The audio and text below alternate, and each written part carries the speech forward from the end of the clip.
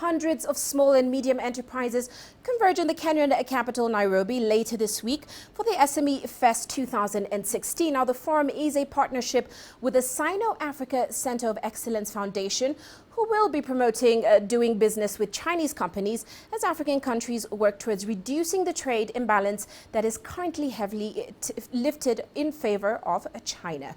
Now, joining us in the studio to shed some more light on the growth of Sino-African trade is Yating Luo. She's a research analyst with the Sino-Africa Center of Excellence Foundation. Welcome to the studio, Yating. Now, of course, looking at the numbers, China is at the forefront of the global push, of course, to increase trade between Africa and the continent and, of course, China, the country. Now, we've seen interest from a lot of large resource companies and, of course, from the financing companies, but not much interest when it comes to small and medium enterprises. What is your take on that?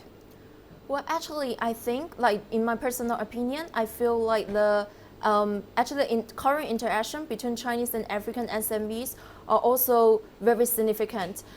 According to the statistics from the Chinese Ministry of Foreign Affairs, 80% of Chinese companies in Africa are small to medium enterprises, and who are they dealing with? Actually, are also African SMEs. But I also agree with you that the large potential space in developing more trade between China and Africa still lies with SMEs between China and Africa.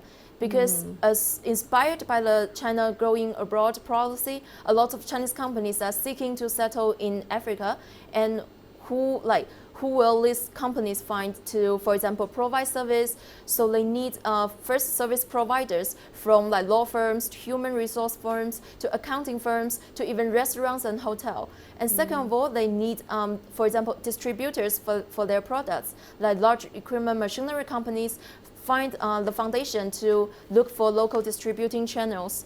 And third of all, when Chinese companies take up large infrastructure or other projects from the Kenyan governments, from the African governments, or other international partners, they need to find subcontractors according to the local content requirements. So I still believe that it's a huge potential. There is huge potential. Well, in terms of the funding gap, SMEs in Africa say they face a funding gap of almost $100 billion US. Are we seeing Chinese companies coming in to provide that funding? Because it is the biggest problem for Africa's small and medium enterprises right now. Yeah, I agree. And the funding gap also means huge potential for development in the future. However, in the short term, I don't think Chinese companies would be too keen on investment in Africa because of the perceived high political, social, and economic risks. However, in the medium term, I would say the information technology sector would be the first entry point for Chinese companies to enter their capital into Africa. Now, you'll be actually hosting an event that brings the two together, and you actually promote that. That is what your foundation does. Can you tell us exactly what you plan to achieve with this event? So basically, in general, we are building a platform that connects Chinese and African businesses from last year's WTO site event to February, our event with favour, and this week's event to chain African business in doing business with Chinese companies. We're trying to connect them in a more personal to person level and business to business level. So we want them to know more about each other, to build trust and build relationships. Well, thank you so much for joining us in the studio. You're welcome. Thank you very much. Of course, Yating Luo, research analyst with Sino Africa Center of Excellence Foundation.